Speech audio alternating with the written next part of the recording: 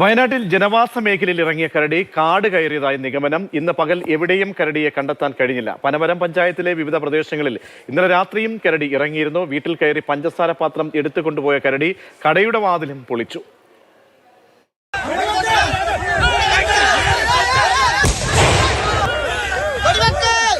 എല്ലാവരും വിളിച്ച് ഇറങ്ങി നോക്കുമ്പോൾ റൂമിൽ കയറി നോക്കുമ്പോൾ പഞ്ചസാരൊക്കെ ഇങ്ങനെ റോട്ടിൽ കൂടെ ആക്കി കൊണ്ടുപോയി. കാരക്കാമല മാങ്കാണി കുറിച്ച തറവാട്ടിലാണ് രാത്രി 10 മണിയോടെ കരടിയെത്തിയത്. സ്റ്റോർ റൂമിന്റെ വാതിൽ തള്ളി തുറന്ന പഞ്ചസാര പാത്രം എടുത്തുകൊണ്ടുപോയി. ഈ പ്രദേശം എന്ന് വെച്ചാൽ ഞങ്ങളുടെ തറവാട്ടിലെ ചരിത്രത്തിൽ ആദ്യമായിട്ടാണ് ഇങ്ങനെ ഒരു സംഭവം ഉണ്ടാകുന്നത്. കാരണം വെച്ചാൽ ഇങ്ങനെ കരടി ഇങ്ങനെ വരുന്നു പറഞ്ഞാൽ പല രീതിയിൽ നമുക്ക് ആക്രമണങ്ങളെ നേരിടേണ്ടി വരുന്ന ഇതൊക്കെ ദൃശ്യങ്ങളാണല്ലോ കാണുന്നത്. ആ ഒരു പേടിയാണ് ഇന്നലെ അല്ലെങ്കിൽ ഈ കോളനിയിലുള്ള എല്ലാവരും ഇവിടെ എത്തുമായിരുന്നു. കുറച്ചു മാറി സോമശേഖരന്റെ കടയിലെത്തിയ കരടി വാതിൽ പൊളിച്ച് അകത്ത് കയറി. കള്ളനാണെങ്കിൽ ഈ സാധനങ്ങളൊക്കെ എടുത്തുകൊണ്ട് പോവുമായിരുന്നു.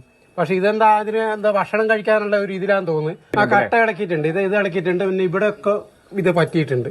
ഇന്ന് പുലർച്ചെ 3:50 പനമരം ടൗണിനടുത്ത പുഴയോരത്തെ കടയിൽ നിന്ന് കരടിയുടെ CCTV ദൃശ്യങ്ങൾ ലഭിച്ചത്. അതിനുശേഷം ഒരിടത്തും കരടിയുടെ സാന്നിധ്യം സ്ഥിരീകരിക്കാനായിട്ടില്ല. അതുകൊണ്ട് തന്നെ പുഴയോരത്തുകൂടി കരടി വനത്തിലേക്ക് നീങ്ങിയിരിക്കാമെന്നാണ് വനം വകുപ്പിന്റെ നിഗമനം.